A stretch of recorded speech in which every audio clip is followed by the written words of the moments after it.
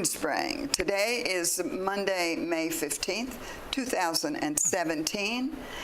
And I'm here again to host Len Kalkworth doing part 2 of the presidency of Richard Nixon, our 37th president.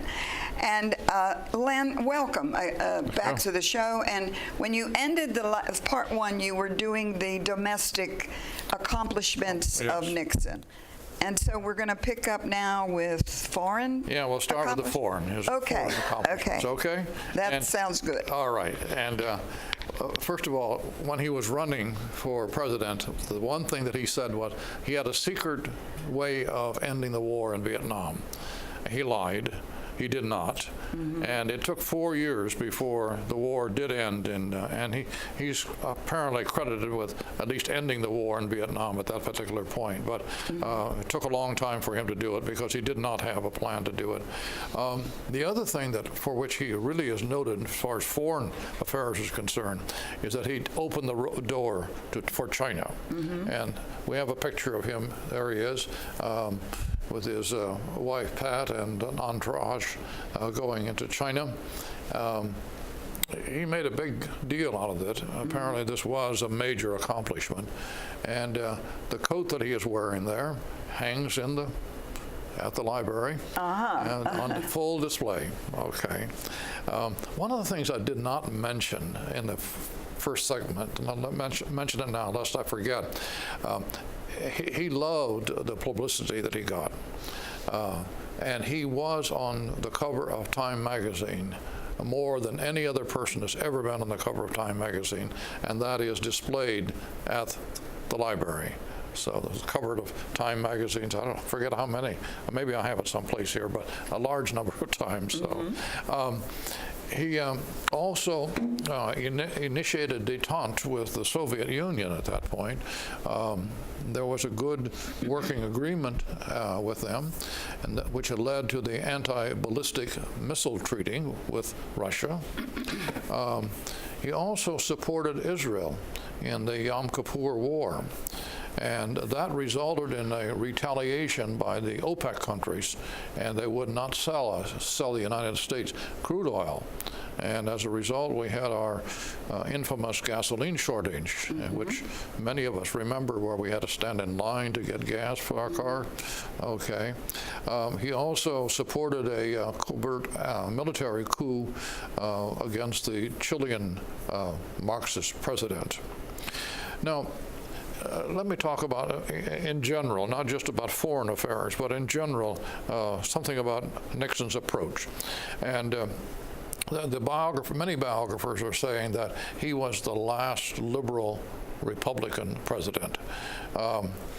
First of all, he called for a universal health insurance. And they said that this was far more liberal than Bill Clinton or Barack Obama's health insurance plan. And it would have required the employers to pay health insurance for their employees, and it would have subsidized those employers that could not afford to do so. So health insurance was very much a part of his philosophy and program. He imposed a minimum tax on the wealthy. We still have that. The AMT tax of our alternate tax, which many people don't like, but the whole idea was to make certain that the rich who were able to take so many deductions would still have to pay income tax, and apparently that was successful. He unsuccessfully backed a guaranteed income for all Americans. And Herbert Stein, who was Nixon's chief economic advisor, wrote, "Probably more new regulations were imposed on the economy during the Nixon administration than any other presidency since the New Deal." Regulations were important, and were important for Richard Nixon. In 1971, he imposed a wage and price controls in an attempt to curb inflation. That was not looked upon with a lot of favor, but he did attempt that. He also was the last ties to the gold standard. He devaluated the dollar, and then he imposed a 10% import surcharge. In addition to that, he established, of course, the EPA and OSHA, and he signed the Command and Control Clean Air Act into law. He instituted crucial quotas as federal policy, and he proposed a family assistant program which failed. But under Nixon, the spending for food stamps increased from $610 million to $2.5 billion. It's interesting. The welfare program was, again, Nixon was very much concerned about those who were in need. Maybe that stems from his poor upbringing, poor in the sense of not very much money, etc. It's very well possible. Yeah. Mm-hmm. So he was in touch with the middle class and concerned about the middle and poor class. Yeah. He also created the supplementary income of the Social Security Act. Now, when Ronald Reagan became president, he tried to cut back on many of these particular programs that Nixon had instituted. He embraced a theory of economics that we usually identify with the Democrats, but he proposed that that they would submit a budget on the theory that government should spend as if it were at full employment, and thereby create full employment. All right. His funding for social welfare services grew from $55 billion in 1970 to almost $132 billion in 1973, I guess it was, making him, and not LBJ, the last of the big spenders on domestic programs. He had an unfortunate attitude, though, in which he said that if the president does something, it's legal. Even if it were illegal. So, all right. All right. I'd like to compare what has happened now in our present presidency to Richard Nixon. And I think there are a lot of parallels here, and which are, in some ways, I think, very disturbing. Nixon had a lust for power. We see that now at the present time as well. In a recent book that it was entitled Richard Nixon, and I think it was reviewed in the Washington Post just a couple of weeks ago, in fact, in March, in which he said, and Richard Nixon said, that the press is the enemy. I think we hear that now as well. Nixon was probably a pathological liar. He lied about a lot of things. He lied to his wife, of course, and any number of times, but especially when he made those promises about staying out of politics and did not. But he also lied, as I mentioned in the first section, at the time of the Vietnam War, when he said that he had a secret way of ending the war, or when he said that he would not interfere with a peace process. The process in Paris, for example, which he did. Of course, at the present time, we see that Trump is caught in many lies, many times. It's interesting, you know, many years ago, there was a man by the name of Pontius Pilate, that's mentioned in the Bible, who raised the question, what is truth? What is truth? And Nixon would say, whatever I say, whatever I do. And Trump has said the same thing in terms of whatever I do is the truth. Nixon was, in spite of the fact that he was vice president for 8 years, was unprepared for the presidency.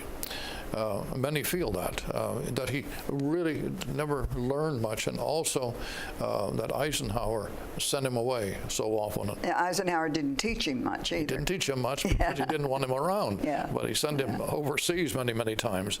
And again, we feel that at the present time, our present president has not had many political experiences, and therefore is not prepared really to deal with the Congress or whatever has to come along for him.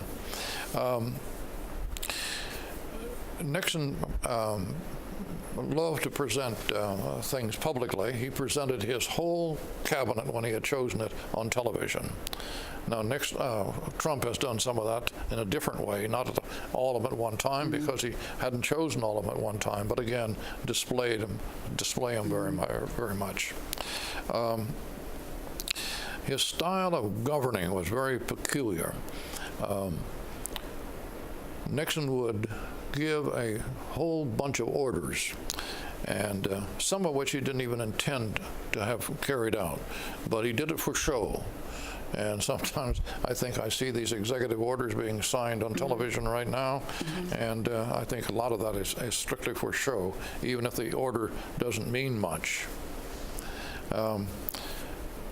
In Nixon's case, the top aides knew that they did not dare to openly disagree with him, and they didn't.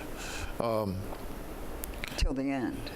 So now, same as now, yeah.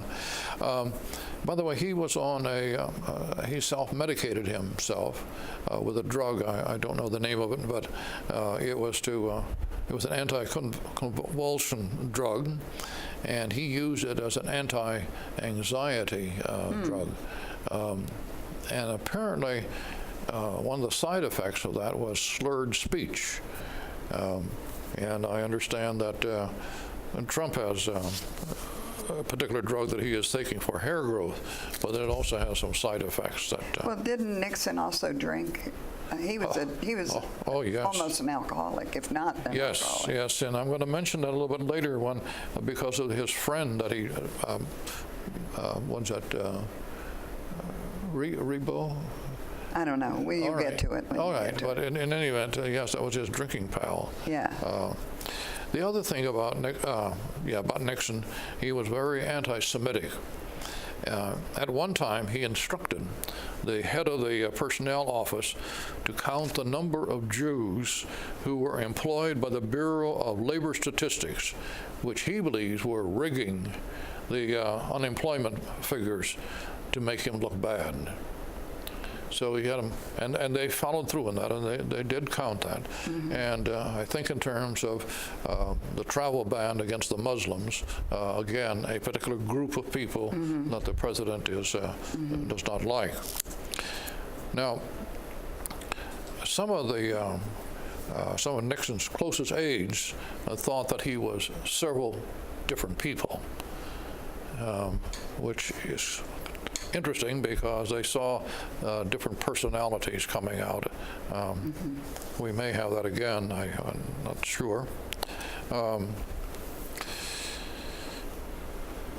the way, Nixon was very hurt, and that girlfriend that he had in college that he apparently it took him years to get over it. But one of her comments about when she broke up with him was that she could never understand who he really was. Strange type of a person, okay.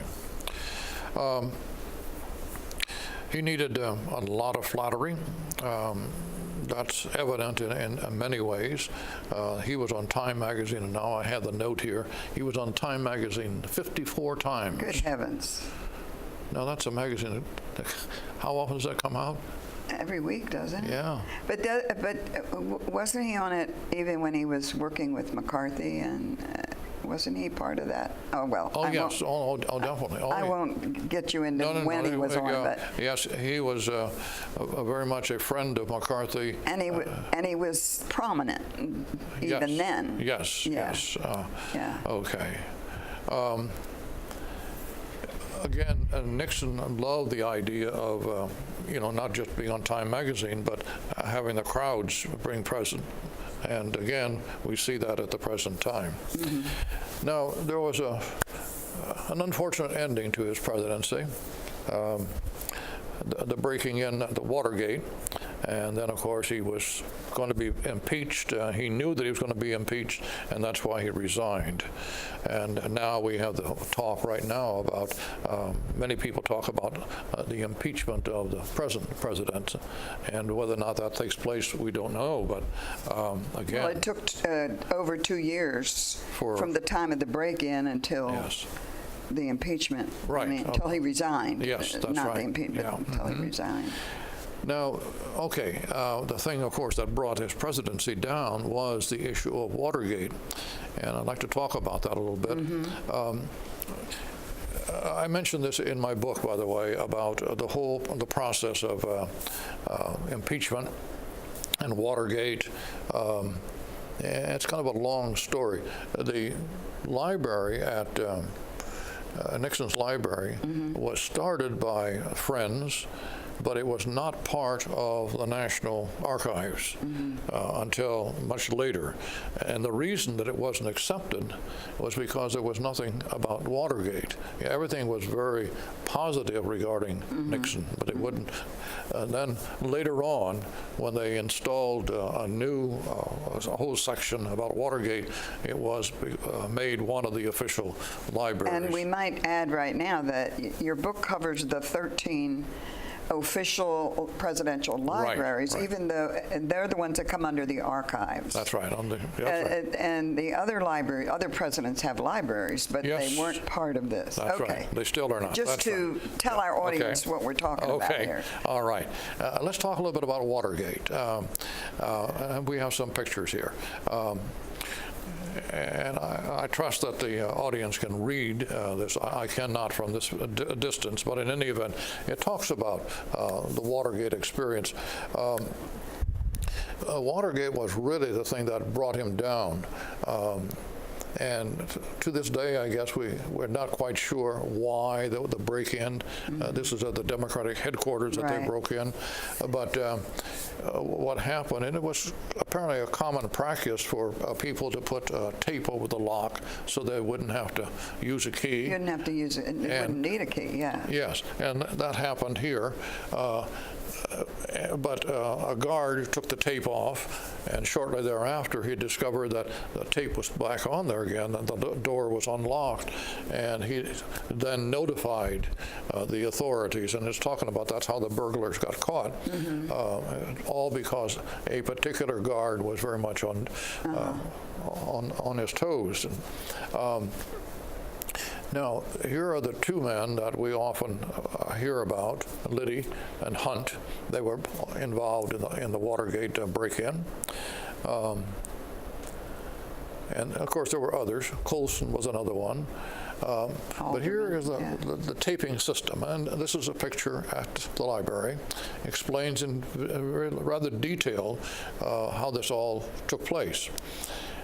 Now, this is the taping system, the recording system. The recording system. Not taping of doors, but the recording system. That's true. Okay. Right. And what may be news to many people is that Nixon was not the only one who did this. In fact, the next picture I think will show who was all had the taping system. Starts with FDR, Harry Truman, Eisenhower. Kennedy and LBJ. All right. So they all did, but none of them did it so elaborately as Nixon did. And there are those who wonder why in the world he didn't destroy the tapes, because they were incriminating. And this is where the smoking gun was eventually found. And this picture, I think many of us saw in the newspaper. Right. There was an 18-minute gap, and they said, now how in the world did this gap take place? Well, somebody erased it, and now they were trying to show how that could have happened. And I don't think anybody really believed that she did it that way. I feel that Nixon himself. In other words, she might have taken the fall. She probably was the one who took the fall, right. And then when that smoking gun, when they heard this on the tape, that he was very much involved in it, the Supreme Court ruled against the president. And that was, and the impeachment would have taken place. And he knew that, and so then he resigned. And all of that is shown very nicely at the library. The president resigns, and then, of course, Ford becomes president, and Ford pardons Nixon. And that was very, very controversial. Yes, it was. And probably was the right thing, because what Ford said, he did not want to drag the country through this terrible thing could come to an end as a result of that. But Ford paid a high price for that, because personally I think that he lost the election because of that particular thing. Yeah. All right. Yeah. Oh, so you have more pictures. No, these are the headstones. It's Again, interesting. He lived another 20 years after that. Yes, and during that time, he really became a statesman, remade himself a statesman, and people felt that he was an authority on foreign affairs, and they went to him because of that. Yes. Yeah, exactly. Exactly. Now, you mentioned about his drinking. He had a friend. I wish I could remember his name off the bat, but it makes no difference. He was a real estate developer, had a place in Florida, and Nixon would often go to Florida, but they would also often go to Camp David. And one of the things that Nixon liked about his friend is that they could sit in silence for hours, and Nixon enjoyed that. If he wanted to talk, fine, but Nixon could enjoy his silence, and he was his drinking buddy. Now, he apparently continued to do that. After Nixon resigned, he did move from California to, I think it was New York City, and then to New Jersey. And then in New Jersey, I think it was once a week, he would have people come in and they would discuss foreign affairs. And these were the people that he invited in. I think many of them were newspaper people, and they would talk about his experience here. Well, he never went into teaching or anything anywhere. No. He didn't go back to Whittier and teach at the school or anything? No, not at all. Okay. No. Okay. Yeah. Well, that's interesting. Yeah. Yeah. So any other? Well, I just wanted to say that the news right now is very much doing these very same comparisons. And one of the comments I heard just this week was when someone said that Nixon didn't continue like sending out information or anything in the evenings or the early mornings, and this person who was being interviewed said, well, that's because by early evening he was under the influence, and he wouldn't have, that wasn't his style at that point for this kind of. And also, we didn't have 24-hour press then. That is true. Like television press. We didn't have that then. And so, gosh knows, maybe it wouldn't have taken 29 months to end that. If there had been more revelation sooner. But they had to get their facts straight. The people that were bringing charges against him. Yes. And John Dean was on just last night, I think, on some show. Yes, I saw him. And did you? Yeah, where he was. I mean, he had to blow the whistle. He did blow the whistle. Right. He was willing to do that. I think he did get immunity, though. I'm not sure about that, but. I read a book by John Dean recently, one of the biographies, but I'm trying to remember what president he wrote about. And his wife also has a book. Yes. That's true. Yeah. Yeah, he's kind of remade himself too. Yes, he did. Now, what happened to Nixon, though, at the end, apparently he needed money. He didn't have any cash flow, and he agreed to do interviews. And it was David Frost, I think, was That's right. British. Was he British? Yes. And apparently, at one of the last interviews, he kind of revealed an awful lot about himself and what he had done. Yes. Yeah, there was a film made about that. Yes, and I think Nixon kind of apologized at that point for having dragged the country through all of That's this. right. Yeah. That's right. Yeah. And the same way with the film about the Watergate break-in, All the President's Men. Yes. Is also, I guess it's pretty accurate. I mean, you and I, we all lived through those Yes, years, yeah. and every day reading the newspaper. As I said, we didn't have 24-hour news then. Right. And waiting for the news show to see. And I remember I was working at a rehab center, and I just felt, I didn't vote for Richard Nixon, but I felt that it wasn't possible that he could be responsible for all this stuff, you know? And I really mean it. I was like talking to people in the project I worked with. And then the day that his announcement, you know, when he resigned, and we had a television set in the project, and so they were, and I was as stunned, I think, as maybe many Americans. Yes. Well, the whole issue of Deep Throat before that, you know, you kept wondering, you know, who he was, and finally that came out too. Right, years and years later. Yes. Yeah, Well, the leaking of information. Yes. And a lot of cover-up.